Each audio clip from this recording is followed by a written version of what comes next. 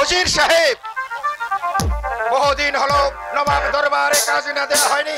এভাবে চলতে থাকলে নবাব আমাদের বিরুদ্ধে বিদ্রোহ ঘোষণা করবে। জাহাপনা, যদি বিদ্রোহ করে তাহলে আমরা তাজপুরকে স্বাধীন বলে ঘোষণা করব। আর কোনদিন আমরা ওই কাঞ্চনপুরকে খাজনা দেব না। মহারাজ, কাঞ্চনপুরের সেনাপতি আলী হোসেন দরবারে আসছে। হ্যাঁ, তাকে আসতে বলুন।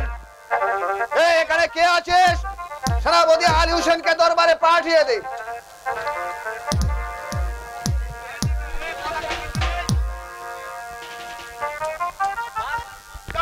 আপনার জয় হোক। বলুন বলুন সেনাপতি, কি সংবাদ? জাহাপনা, হে আমার সম্রাটের শাহী ফরমান। সেনাপতি গর্জন কাম, দেখুন তো ফরমানে কি লেখা আছে।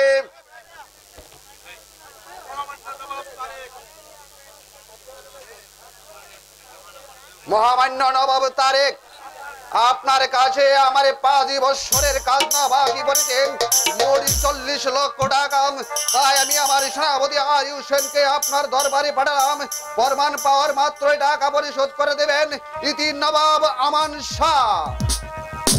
ঠিক আছে সেনাপতি, আপনি এখন যান, সম্রাটকে গিয়ে বলবেন আগামী 2 দিনের মধ্যেই আমি 40 লক্ষ টাকা পাঠিয়ে দেব। বেশ, আমি তাহলে আসি। জাহাপনা, জয় হোক। শোনো নজির সাহেব, বলুন বাবাজি, কি বলতে চান?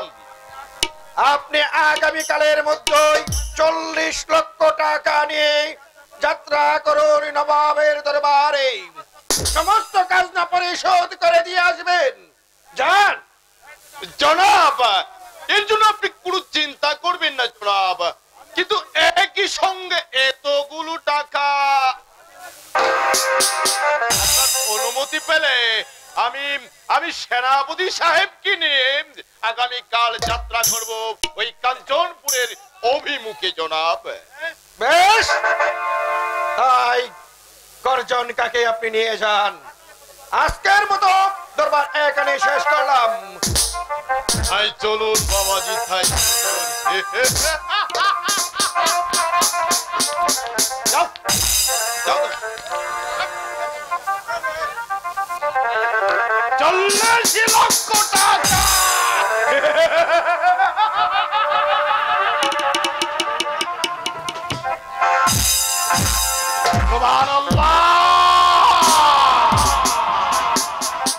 টাকার প্রতি কার লোভ না আছে বাবাজি? হ্যাঁ,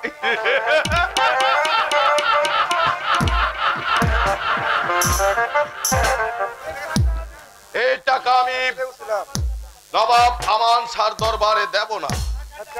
এই টাকাটা আমি নিজে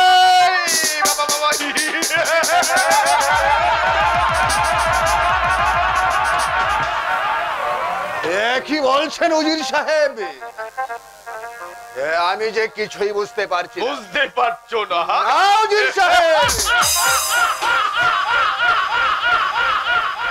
এই 40 লক্ষ টাকা আমরা নবাব আমান শাহর দরবারে পৌঁছাবো না। এই টাকাটা আমরা দুজনে সমান ভাগে ভাগ করে নেব। তাহলে কি আমরা নবাবের সঙ্গে বেঈমানি করব? বেঈমানি?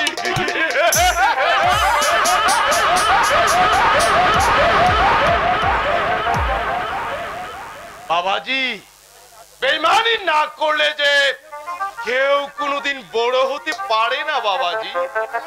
তাই আমি তোমাকে যে যুক্তি দেব, তুমি শুধু সেই যুক্তি মতো কাজ করে যাবে। তাতে আমার লাভ।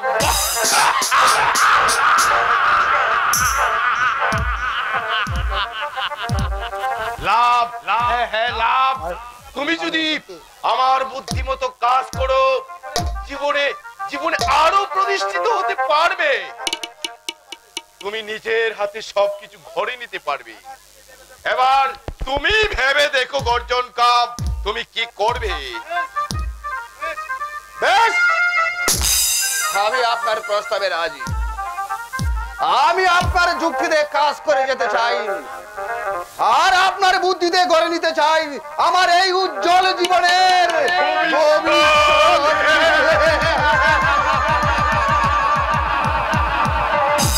বেশ, তাহলে চলো আমরা কাজে নেমে পড়ি। চলো নজির সাহেব। তবে একটা কথা গর্জন কাপ, বলুন। কাজটা খুব সঙ্গোপনে করতে হবে, কারণ দেওয়ালেরও কান আছে। আর তোমার আমার সেই গোপন কথা যদি ফাঁস হয়ে যায়, তাহলে কিন্তু তোমার আমার ঘাড়ে কারো মাথা থাকবে না। কথাটা মনে থাকে যেন। আমি আপনার যুক্তি মনে কাজ করে যাব উজির সাহেব। তবে একটা কথা শুনে রাখুন, একদিন নবাব তারেক আমাকে রাস্তা থেকে তুলে এনে এই তাজপুরের প্রধান সেনাপতি বানিয়েছে। আজ আপনি আমার সঙ্গে যদি বেইমানি করেন, তাহলে পৃথিবীর সবাই আপনাকে ক্ষমা করলেও আমি ধর্ষণ কোনোদিন আপনাকে ক্ষমা করবো না। কথাটা যেন আপনার ইয়াদ থাকে। ইয়ার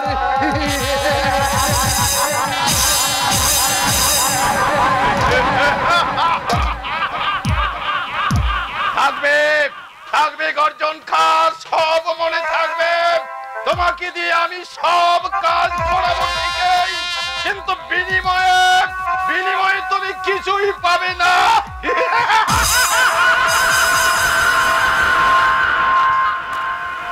আমি আমি ওই 40 লক্ষ টাকা নিজে আত্মসাৎ করব। এরপর যদি তুমি আমার সাথে কোনো বেইমানি করার চেষ্টা করো, তাহলে সুযোগ বুঝে তোমাকে আমি এই দুনিয়ার মুখ থেকে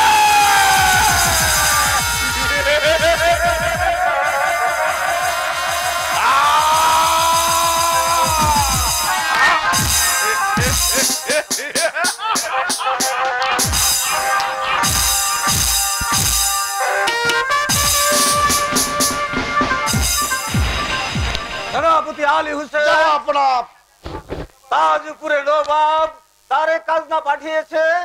না যা আপনার নবাব তারেক বলেছে এই উজির ইব্রাহিমকে দিয়ে আগামী 7 দিনের মধ্যে খাজনার টাকা পাঠিয়ে দেবে। মহামান্য সম্রাটের জয় হোক।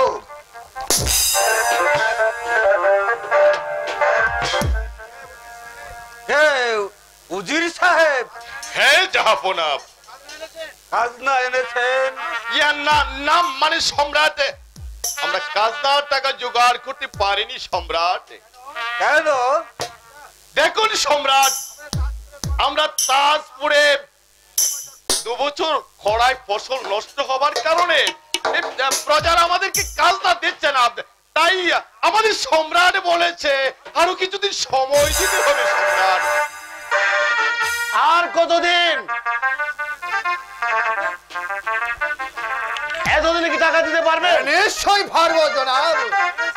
বেশ, তাহলে যান। আমি আরো 1 বছর সময় বাড়িয়ে দিলাম।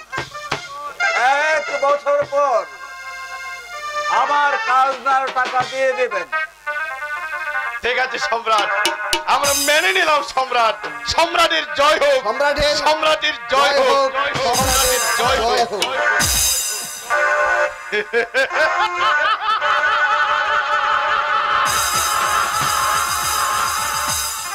নবাব তারেকের কাছ থেকে 40 লক্ষ টাকা খাজনা আমি আত্মসাৎ করে আমার নিজ পকেটে।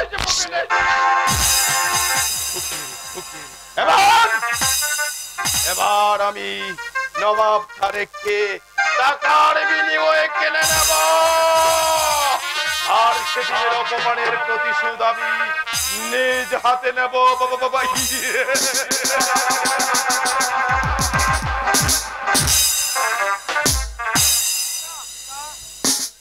পিতা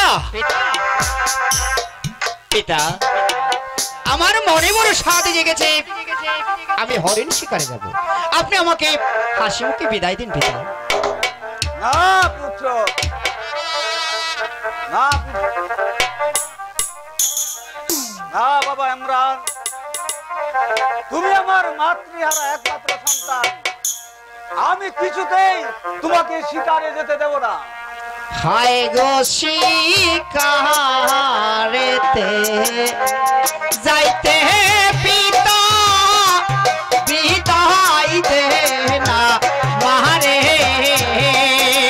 পিতা, পিতা গো, আপনি আপনি আমাকে হাসি মুখে বিদায় দিন পিতা।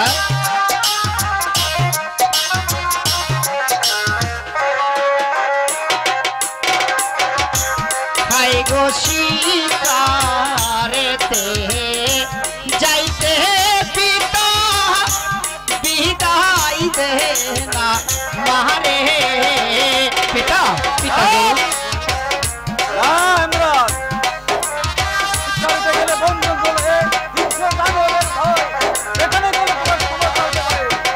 আয়, তোমাকে শিকার করিয়া পিতা ফিরে আসব ঘরে গো, ফিরে আসব ঘরে। পিতা, আপনি আমাকে হাসি মুখে বিদায় দিন পিতা।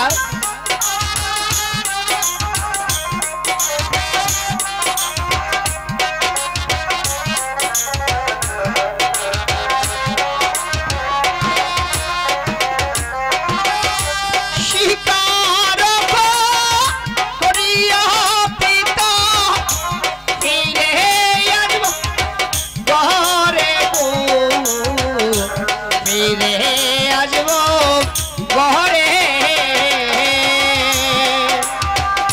ইমরান, বেশ, হলো সেনাপতি আলী হোসেন, তুমি ইমরানকে যুদ্ধ বিদ্যা শিক্ষা দিয়ে তাকে শিকারী যাওয়ার তৈরি করে দাও। আসি পিতা, আসি।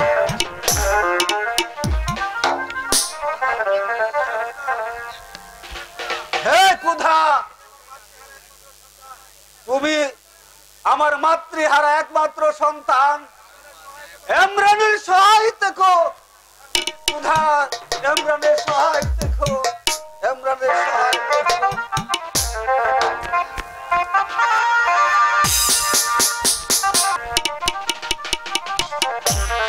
স্বামী যে দরবারে গিয়েছে কিন্তু এখনো তো ফিরে আসছে না, আর আমার কিচ্ছু ভালো লাগছে না।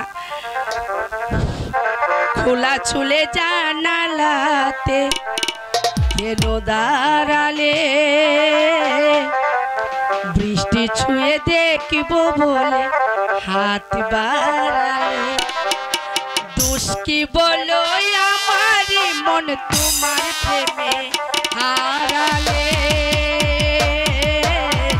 হারালে। খোলা চুলে জানালা হারালে, বৃষ্টি ছুঁয়ে দেখব বলে হাত বাড়ালে।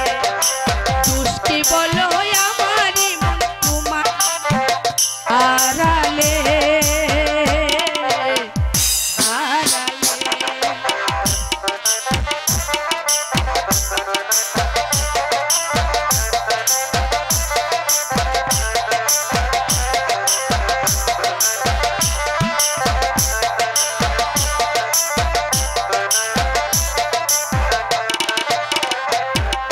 প্রথমে যেদিন তোমার সাথে হলো আমার দেখা, সেদিন থেকে কেন জানি লাগে বড় একা।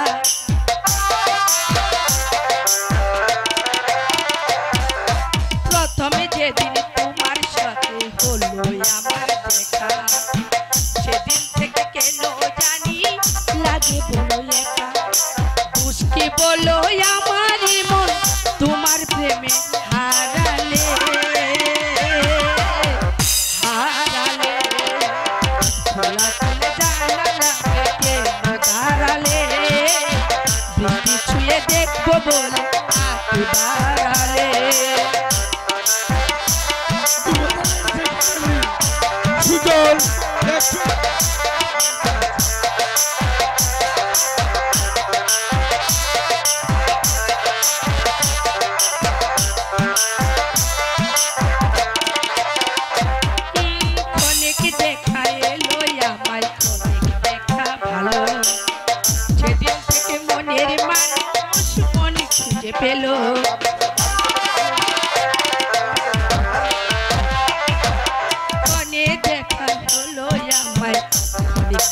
ভালো সেদিন থেকে মনের মানুষ মনে খুঁজে পেল দুষ্কি বলো আমারই মন তোমার প্রেমে হারালে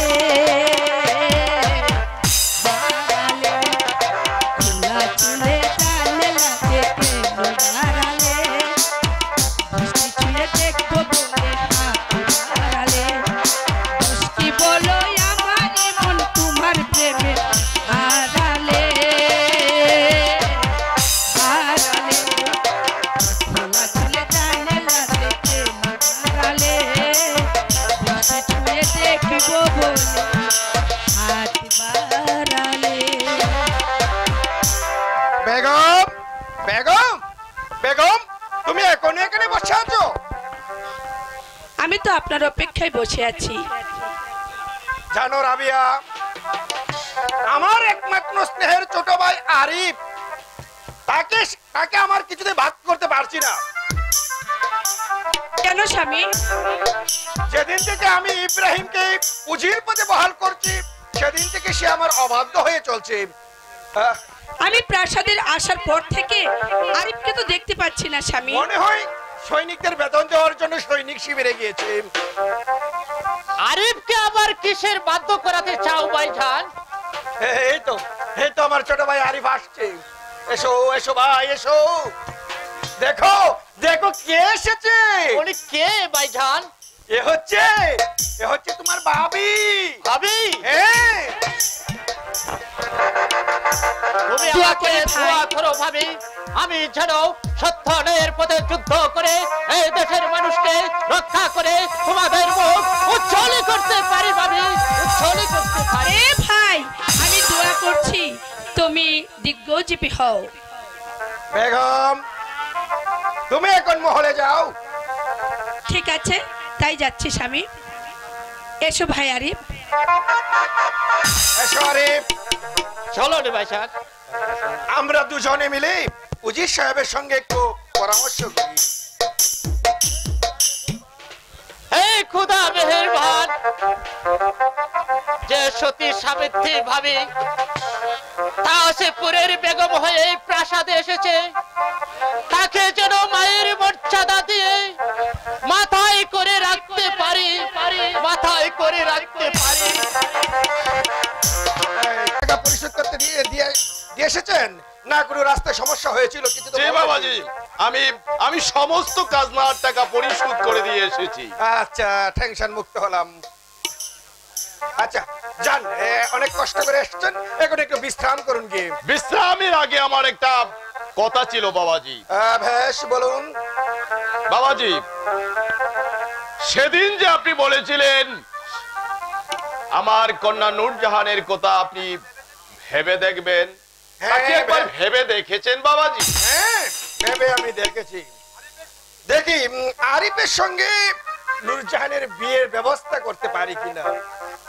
তাতে কি আপনার কোনো মতামত আছে?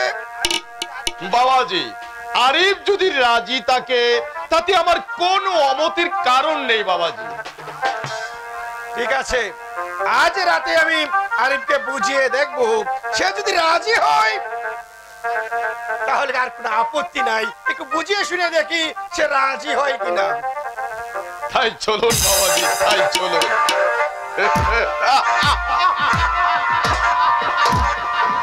শেহজাদা তারেক, তুমি যে আমার সঙ্গে প্রহসন করেছো তা আমি বুঝতে পেরেছি। আরিফ তো কোনদিন আমার মেয়ে নূরজাহানকে শাদী করবে না। এই তো আমার সময় কাছে এসেছে। এই সময়ে এই সুযোগে আমি নবাব তারেককে এমন এক ইচ্ছা বলবো, আমার সেই চোবল এসে নীলের নীল হয়ে ছটফট ছটফট করে এই প্রাসাদ থেকে চলে যাবে। তখন আমি এই সোনার তাজপুরকে আমি ধ্যাস করব।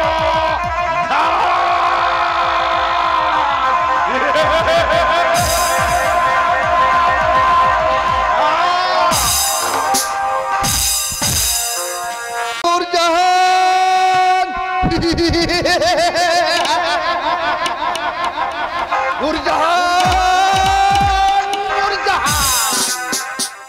অপূর্ব সুন্দরী উজির কন্যা নূরজাহান, তোমাকে আমি যতই দেখেছি ততই যেন আমি আগুনে পুড়ে ছারখার হয়ে যাচ্ছি। তাই যেমনই করে হোক চলে বলে কৌশলে উজির কন্যা নূরজাহানকে আমার তাই না বাবাজি? দেখি উজির সাহেব, হঠাৎ আপনি এখানে? হ্যাঁ, যে আমি কিছুই বুঝতে পারছো না তাই না বাবাজি? শোনো গর্জন কা, বলুন উজির সাহেব। আমি চাই আমার একমাত্র পেয়ারের কন্যা নূরজাহানকে তোমার হাতে তুলে দিতে। বলেন উজির সাহেব। হ্যাঁ, আমি ঠিকই বলেছি গর্জন কা, আমি ঠিকই বলেছি। নূরজাহানকে আমার হাতে তুলে দেবেন? দেব দেব বাবাজি, দেব। তবে তোমাকে একটা কাজ করতে হবে বাবা। বলুন কি করতে হবে? মানে কতটা বলতে আমার সংকোচ লাগছে, তবু তবু তোমাকে আমি বলছি। নবাব তারেককে তোমাকে নবাবকে বন্দী।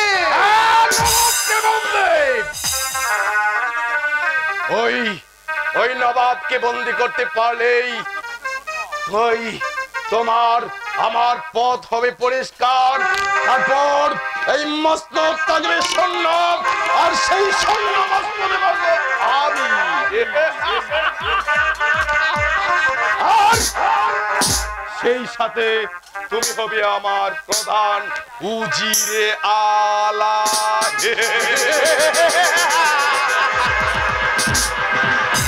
আমি হব এই তাসপুরের প্রধান উজিরে আলা।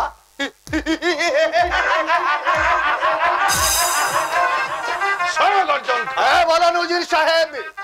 শুধু তাই নয়, আমার একমাত্র কন্যা নূরজাহান হবে তোমার জীবন সঙ্গিনী।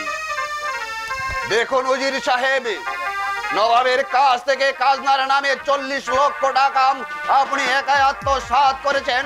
আমি আপনাকে কিছুই বলিনি। এখন মনস্থ করেছেন আপনার একমাত্র কন্যা নূরজাহানকে আমার হাতে তুলে দিবেন। যদি কোনোদিন বেঈমানি করেন তাহলে পৃথিবীর সবাই আপনাকে ক্ষমা করলেও এই কজন আপনাকে ক্ষমা করবে না। খোদার কসম, খোদার কসম বাবাজি, আমি তোমার সাথে কোনোদিন বেঈমানি করব না। বেশ, তাহলে চলুন আগের নবাব তারেককে বন্দী করে আসি। আর যেন হুঁশিয়ার।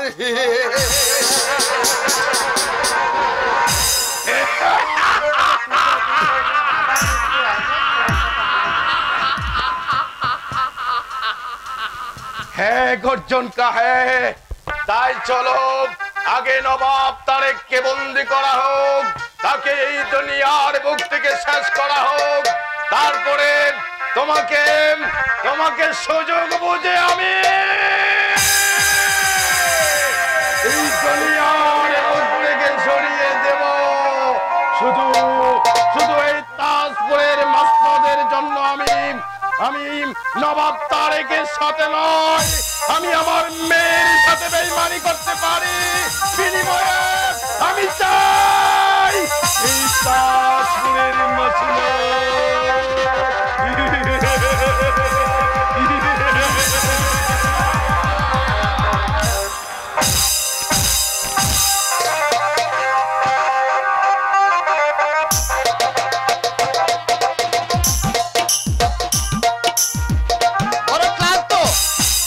একটু ঘুমিয়ে নেই।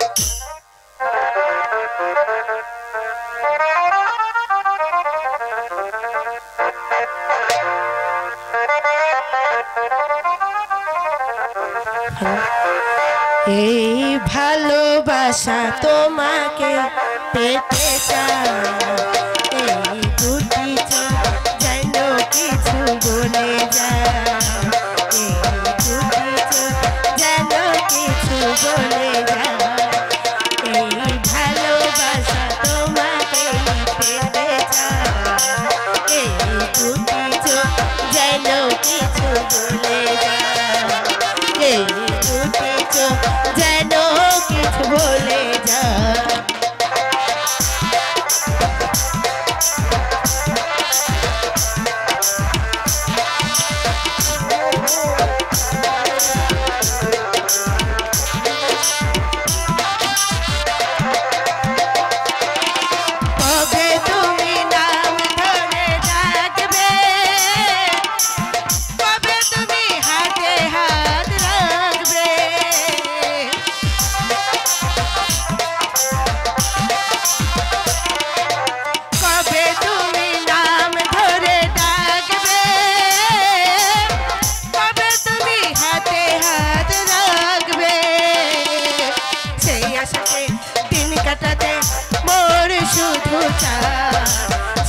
সাথে দিন কাটাতে মন শুধু চায় এই ভালোবাসা তোমাকে পেতে যায়। এই দুটি চোখ যেন কিছু বলে যায়, এই দুটি চোখ যেন কিছু বলে যায়।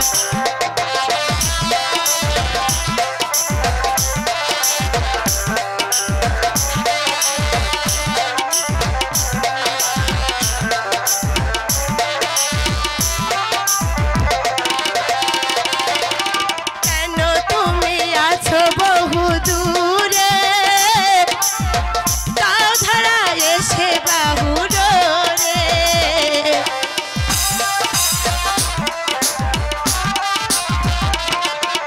কেন তুমি আছো বহু দূরে, তাও ধারা এসে বাহু ডোরে। এই কবিতা সেই 12টা লিখে দিয়ে যায়, এই কবিতা সেই 12টা লিখে দিয়ে যায়। এই ভালোবাসা তোমাকে পেতে চায়, এই দুটি চোখ যেন কিছু বলে যায়, এই দুটি চোখ যেন কিছু বলে যায়। এই ভালোবাসা তোমাকে পেতে চায়, এই দুটি চোখ যেন কিছু বলে যায়, এই দুটি চোখ যেন কিছু বলে যায়। দেখি স্বপ্ন, স্বপ্নে নূরজাহান এসেছে। না না না, সে একটা ডাইনি, সে একটা কলঙ্কিনী, সে একটা শয়তানি। ওকে ওকে আমি ঘৃণা করি, ঘৃণা করি। একই একই ঘুমের ঘরে আমি গিয়ে স্বপ্ন দেখলাম। নূরজাহান, নূরজাহান, পিতা, এ কি মা নূরজাহান, তুই এত রাতে জেগে আছিস মা? আব্বা হুজুর, আমি যে একটা স্বপ্ন দেখেছি আব্বা হুজুর। স্বপ্ন? হ্যাঁ আব্বা হুজুর, বল মা, কি স্বপ্ন দেখেছিস? হঠাৎ যে এই স্বপ্ন দেখে আমার ঘুম ভেঙে গেল। এবার বলুন আব্বা হুজুর, এত রাতে কেন আপনি আমার ঘরে এসেছেন আব্বা হুজুর? মা নূরজাহান, আমি এসেছি এই তোর সঙ্গে একটা দরকারি কথা বলতে রে মা। কি কথা আব্বা হুজুর, আপনি বলুন। বলছিলাম কি মা, বলুন আব্বা হুজুর, বলুন। নবাব তারেক তোকে এনকার করে একটা চাষার মেয়েকে প্রাসাদে তাই দিয়েছে, তাকে জীবন সঙ্গিনী করে নিয়েছে, তোর জীবনটাকে ঝরাজীর্ণ করে দিয়েছে। পিতা, আর আমাকে করেছে অপমান। এই তুই আমার মেয়ে হয়ে তুই কি সেই অপমানের প্রতিশোধ নিতে চাচ্ছিস? হ্যাঁ পিতা, হ্যাঁ, আমি এই অপমানের প্রতিশোধ ঠিকই নিতে চাই আব্বা হুজুর, কিন্তু বলুন বলুন আব্বা হুজুর, তা কেমন করে সম্ভব?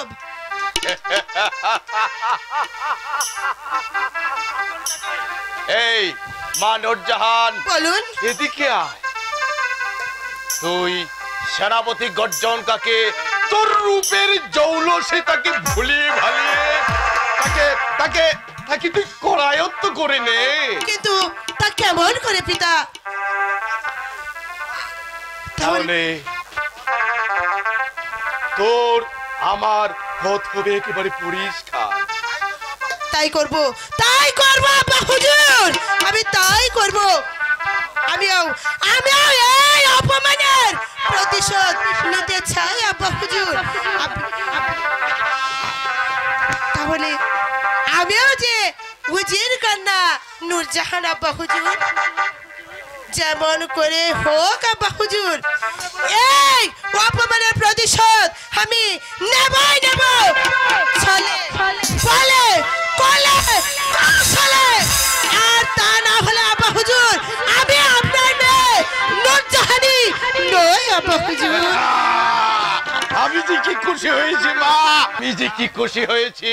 এবার এবার আমার মেয়ে নূরজাহানকে দিয়ে তোমাকে আমি Yes!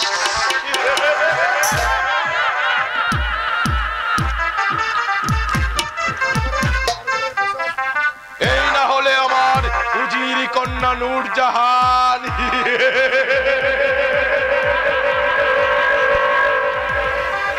এই নূরজাহানকে দিয়ে আমি গর্জনটাকে পাগল করে তুলবো। তারপর নবাব তারেক কি করব বন্দি তবে বুঝতে পারবে এই চক্রান্তকারী উজিরে আজম কানে কানান মির্জা মোহাম্মদ ইব্রাহিম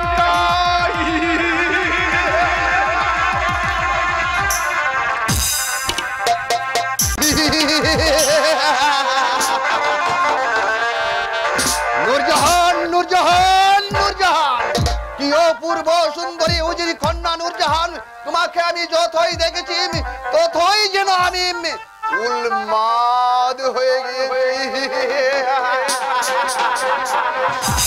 ফলে বলে কৌশলে উজির কন্যা নূরজাহানকে আমার কাকে আপনার চাই সেনাপতি সাহেব? আমি যে চাই তোমাকে নূরজাহান। আমিও তো আপনাকে মন প্রাণ দিয়ে ভালোবাসি সেনাপতি সাহেব। তুমি আমাকে এত ভালোবাসো নূরজাহান? তাহলে কি মিথ্যা বলতে আমি আপনার গোপন কক্ষে এসেছি? তুমি আমাকে এত ভালোবাসো নূরজাহান? হ্যাঁ ভালোবাসি সত্য, কিন্তু আপনি তো আমাকে ভালোবাসেন না কি বলছো নূরজাহান? কেন পাবো না নূরজাহান? আমাকে পেতে হলে ওই তারেককে যে আপনার বন্দি করতে হবে। নবাবে তারেককে বন্দি? হ্যাঁ, তাকে বন্দি করলে যে আপনি আমাকে পাবেন সেনাপতি সাহেব। তার কারণ? কারণ নবাব তারেক চায় তার ছোট ভাই আরিফের সঙ্গে আমাকে বিয়ে দিতে। আপনার সম্পর্ক যে ওই নবাব কোনোদিনও মেনে নেবে না। কিন্তু বিশ্বাস করুন, আপনাকে ছাড়া আমি যে কিছুতেই বাঁচবো না। বলুন বলুন না, নবাব তারেককে আপনি বন্দি করতে পারবেন না? তুমি জানো না নূরজাহান, তোমাকে যদি আমি পাই তাহলে নবাব তারেককে বন্দি করে প্রয়োজন হলে আমি এই দুনিয়ার মুখ থেকে তাকে সরিয়ে দেব। আহা, শান্তি পেলাম সেনাপতি সাহেব। আরে আমি আপনার কাছে আর কিছু চাই না সেনাপতি সাহেব। আমি শুধু চাই এই পৃথিবীতে আপনি কি বুঝতে পারলেন সেনাপতি সাহেব? নূরজাহান, সেনাপতি সাহেব তুমি আমাকে এত ভালোবাসো আমি আগে কখনো জানতাম না। নূরজাহান, তোমার এই সুরলা কণ্ঠে একটি গান গেয়ে আমার এই তৃষ্ণার্ত মনটাকে একটু শীতল করে দাও। আমায় দুনিয়া থেকে চুরি করে তোমার বুকের ভেতর রাখো ভরে, যেন কেউ জানে না আমি কোথায় আছি। এমন আপন করে নাও মরে, ও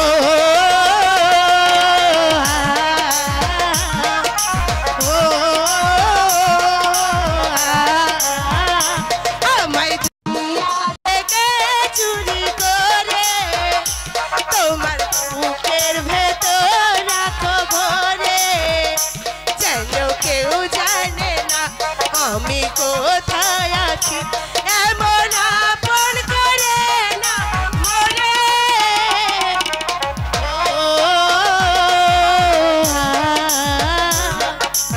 ও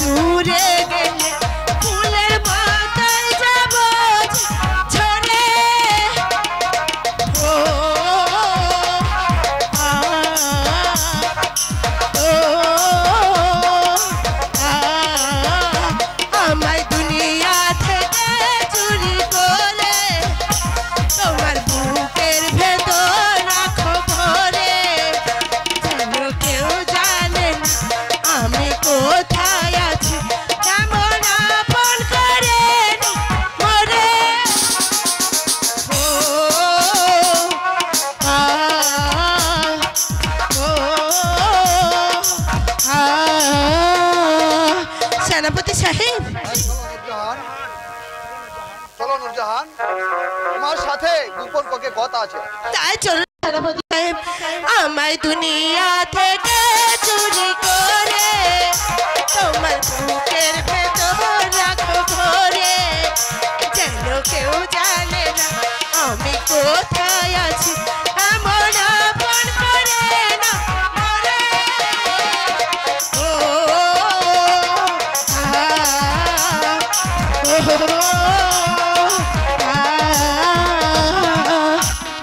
জানো রাবিয়া, তুমি যেদিন থেকে আরিফের ব্রাবি হয়ে এই প্রাসাদ এসেছো, সেদিন থেকে আরিফ আমার বাধ্য হয়েছে, আর আমার মনেও অনেক শান্তি ফিরে এসেছে। স্বামী, আমাকে পেয়ে আপনি যদি শান্তি পেয়ে থাকেন, তাহলে আমার নারী জীবন ধন্য।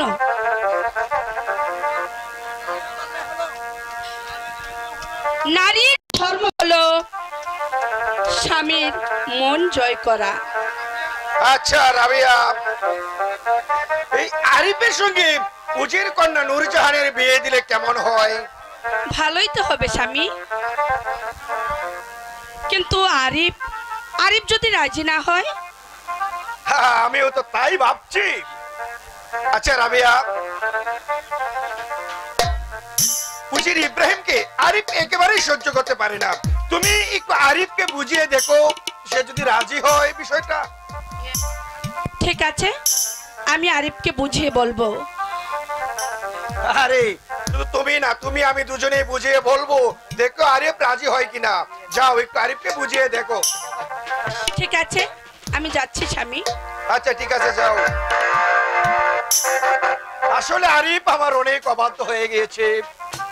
হে খুদা, তুমি আরিফকে রাজি করিয়ে দাও খুদা, আরিফ যেন আমার কথায় রাজি থাকে। আরিফকে আবার কি রাতে চাও ভাইজান? ভাই আরিফ, আমি চাই উজির কন্যা নূরজাহানকে তুমি বিয়ে করো। না না ভাইজান, একটা চক্রান্তকারী বেঈমানের মেয়েকে বিয়ে করে আমি পাপের বোঝা মাথায় নিতে চাই না ভাইজান। আরিফ, আমি তোমার বড় ভাই হয়ে তোমাকে অনুরোধ করে বলছি, আমার কথায় তুমি রাজি হয়ে যাও। না ভাইজান না,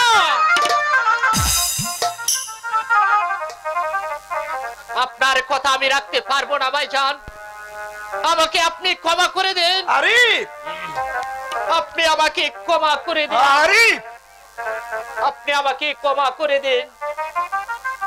আমাকে ক্ষমা করে দেন। আরিফ, আরিফ, আরিফ আমার ভাই হয়ে আরিফ আমার অবাধ্য হবে, কেন না তা আমি কখনো কল্পনাই করতে পারি নাই।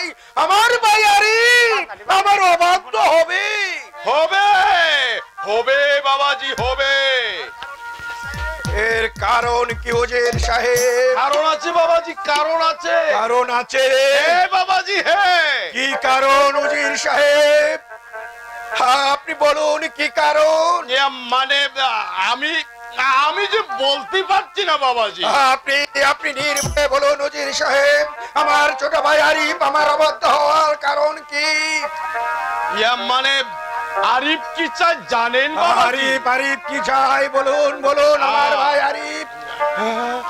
আরিফ চাই বলুন আরিফ চাই আরিফ চাই আপনার এই মস্তক বাবাজি। আমি বিশ্বাস করি না, আমি বিশ্বাস করি না, আমার ছোট ভাই আরিফ। শুধু তাই নয় বাবাজি, শুধু তাই নয়, সে আরো চায়, আরো চায়, আরো চায়। আর কি চায় উজির সাহেব বলুন, আমার ছোট ভাই কি চায়? মানে সে কথা বলতে যে আমার ভীষণ লজ্জা বলুন লাগছে। বলুন হুজুর সাহেব, আপনি নির্ভয়ে বলুন আমার ছোট ভাই আর কি চায়? সে চায় আপনার সহধর্মিনী কি বাবাজি?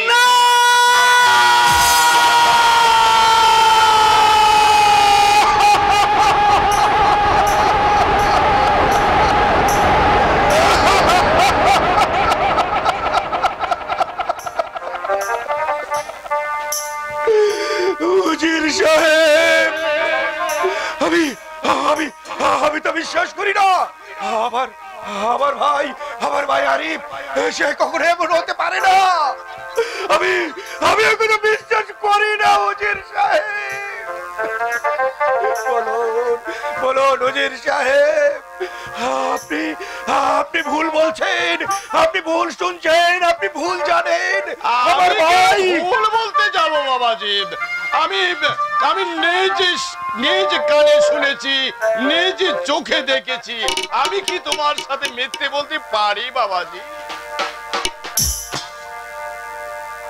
বাবাজি বাবাজি, আমার মেয়ে নূরজাহানকে জিজ্ঞাসা করে দেখুন, তবেই সব প্রশ্নের উত্তর আপনি পেয়ে যাবেন। নূরজাহান, নূরজাহান বাবাজি, যাকে রাস্তা থেকে কুড়িয়ে এনে বেগমের মর্যাদা দিয়েছেন, সে যে গোপনে আপনার ছোট ভাইয়ের সঙ্গে এমন প্রেম আলাপ করে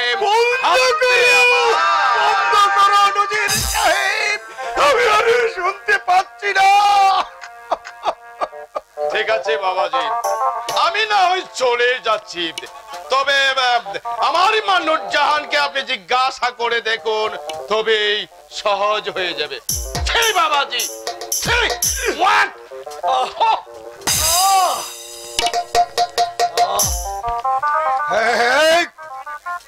নূরজাহানের কাছ থেকে আমার সব কিছু জানতে হবে। কি সে দেখেছে আর কি সে জানে। আমি জানি শাহজাদা, নূরজাহান, আমি নিজের চোখে দেখে এসেছি। তুমি নিজের চোখে দেখেছো? হ্যাঁ শাহজাদা, হ্যাঁ। দেখেছো? কি দেখেছো তুমি নূরজাহান, বলো। আমি দেখেছি আরিফের সঙ্গে রাবিয়া প্রেম নিবেদন করছে।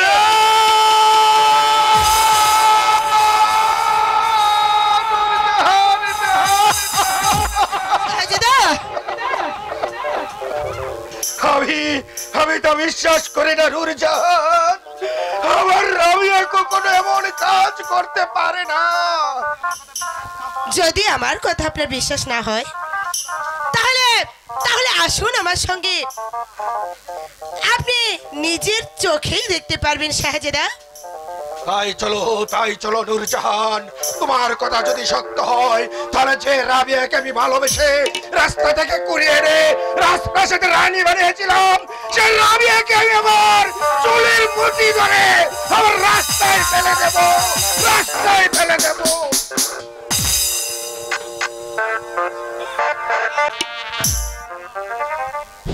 হে খোদা, ছিলাম গরিবের মেয়ে, এখন হয়েছি এই তাজপুরের বেগম। ওগো খোদা,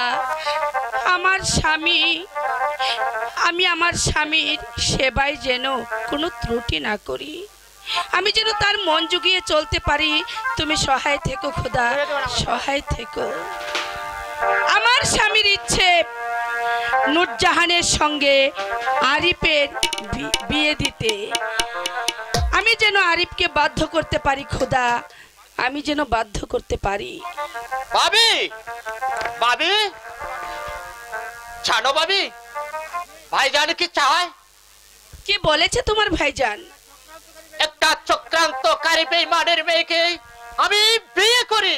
ছি আরিফ, শুধু তোমার ভাইজান কেন, আমিও বলছি তুমি নূরজাহানকে বিয়ে করো। না না না আরিফ, ভাবি, তোমার অনুরোধ আমি রাখতে পারবো না। আরিফ, আমি তোমার ভাবি নই, আমি তোমার কাছে তোমার মায়ের দাবি নিয়ে বলছি, তুমি রাজি হয়ে যাও ভাই। তুমি জানো না ভাবি, ধুতে খোলা দিয়ে কাল সাপ পুষলে সুযোগ পেলে সে চুবল দেবে। কারণ এই ইব্রাহিমের মতো বেঈমান এই তাসে পড়ে আছে কিনা আমার সন্দেহ। আরিফ, তবু আমি তোমার দুটি হাত জোর করে বলছি ভাই, তুমি রাজি হয়ে যাও। ভাবি, রাজি হয়ে যাও ভাই, বলো তুমি আমার কথা রাখবে, বলো আরিফ, বলো আমাকে কথা দাও, কথা দাও আরিফ। তুমি কি হয়েছে ভাইজান? চুপ কর, চুপ কর, একে চুপ বলছো? কর, কি বলছো স্বামী? চুপ কর কলঙ্কিনী। তুই দূর হয়ে যা কলঙ্কিনী। হয়ে যাব। এই, সরে যা, সরে যা কলঙ্কিনী। ভাইজান স্বামী একে আরে লাগেনি তো কোথাও। ওগো স্বামী, এমন কি অন্যায় করেছি যার জন্য তুমি বলছো আমাকে বেরিয়ে যেতে? তুমি আরিফকে আঘাত করছো, বলো কি অপরাধ আমি করেছি? আমি নিজের চোখে দেখেছি, নিজের চোখে যে তোদের প্রেম লীলা দেখলাম, তারপর তুই আর বুঝানোর বাকি রেখেছিস তুই যে একটা কলঙ্কিনী, তা তো আমি নিজের চোখেই দেখতে পেলাম। এ তোমার ভুল। বল হে। বল পার বল, তুই এখনই বুঝতে পারবে যখন তোকে আমি এখান থেকে বাহির করে দেব। স্বামী তুই আমার ভাই নোস, আর টুটে পায়ে ধরে তুই আমার শত্রু। ওঠো আরিফ ওঠো। ওগো স্বামী, আরিফের কোনো দোষ নেই, শাস্তি যা দিতে হয় তুমি আমাকে দাও। তবু তবু আরিফকে তুমি ক্ষমা করে দাও স্বামী, ক্ষমা করে দাও। সরে যা কলঙ্কিনী। ভাইজান ভাইজান ভাইজান ভাইজান স্বামী ভাইজান আমি তোর ভাই নই, আমি তোর ভাই নই। ভাইজান না ভাইজান না স্বামী আমার ছাড়ো ভাইজান, আমি কোনো অপরাধী করিনি। অপরাধী করেছি আমি। আপনি আপনি আমাকে শাস্তি দেন ভাইজান, শাস্তি দেন। তোকে আমি শাস্তি দিচ্ছি, আমি তোকে শাস্তি দিচ্ছি, স্বামী আমি তোকে শাস্তি ভাবি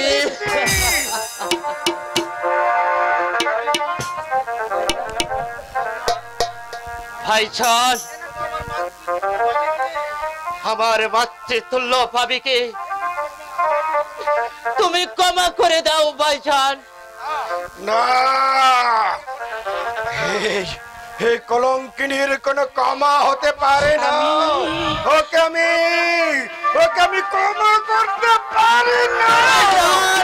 ভাইজান ভাবিকে মেরো না ভাইজান।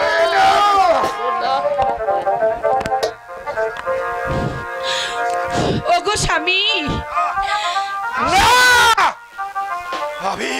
আমি তোর স্বামী নই। আমি তোকে কঠিন শাস্তি দেব। বল বল কলঙ্কিনী, কেন এমন করলি? ভাইজান স্বামী ভাইজান না ভাইজান, এ ভুল তুমি করো না ভাইজান। আমি তোমার পায়ে পড়ি ভাইজান। চল, তুই সরে যা। স্বামী আমি ওকে শাস্তি দেব, স্বামী, আমি ওকে শাস্তি দেব। ভাইজান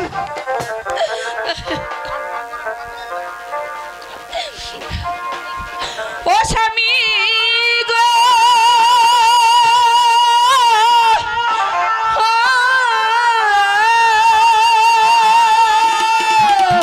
আমি কি শুনাইলে প্রাণের স্বামী গো, ও স্বামী কি শুনাইলে আমায় গো, শুনো স্বামী স্বামী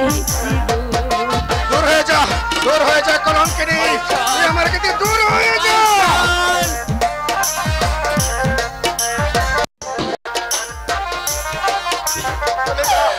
হাতে ধরি পায়ে ধরি গো,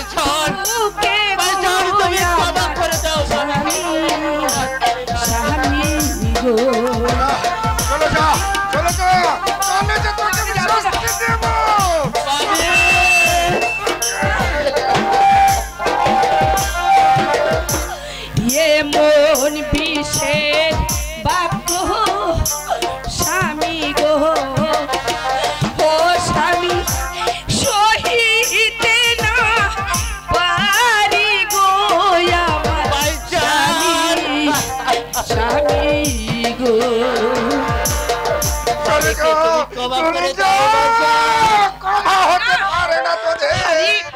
আমি ওগো স্বামী,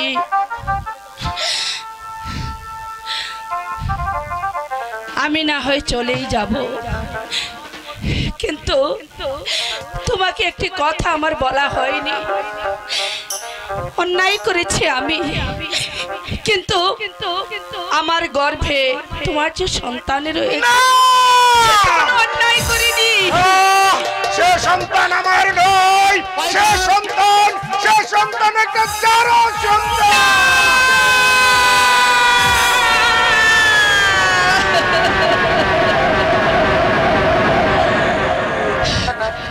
ও স্বামী গো,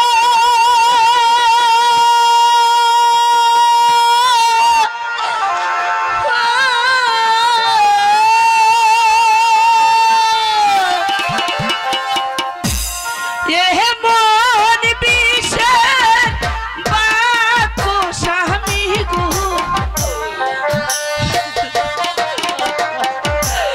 ফিরিয়ে নাও তুমি গো আমার স্বামী, স্বামী গো। হয়ে যা।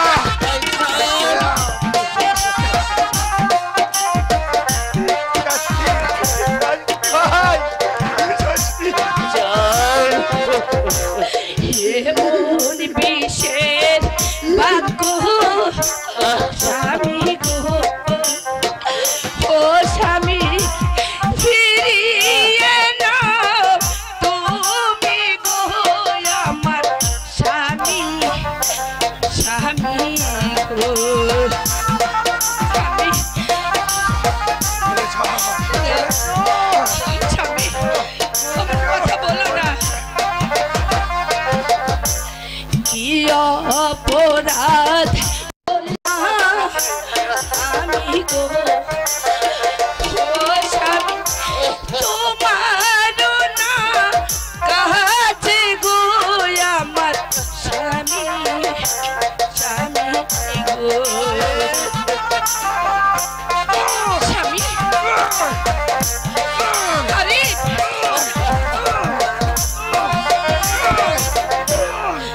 স্বামী, স্বামী গো, দূর হয়ে যা, দূর হয়ে যা কলঙ্কিনী, তুই আমার চোখের সামনে থেকে, তোকে আর আমি দেখতে চাই না। স্বামী ঠিক আছে, আমি চলেই যাচ্ছি। মনে অনেক সাধ ছিল এই রাজ দরবারে থেকে তোমার সেবা করব, প্রজাগণের পাশে থাকব, সেখান থেকে আমাকে যেহেতু তুমি বঞ্চিত করছো, আমি আর এখানে থাকবো না। তবে যাবার পূর্বে তোমাকে একটি কথা স্মরণ করিয়ে দিয়ে যাচ্ছি স্বামী, যে শয়তানের চক্রান্তে পড়ে আজ তুমি তোমার রাবিয়াকে ভুল বুঝে দিয়ে দিলে বনবাসে। যেদিন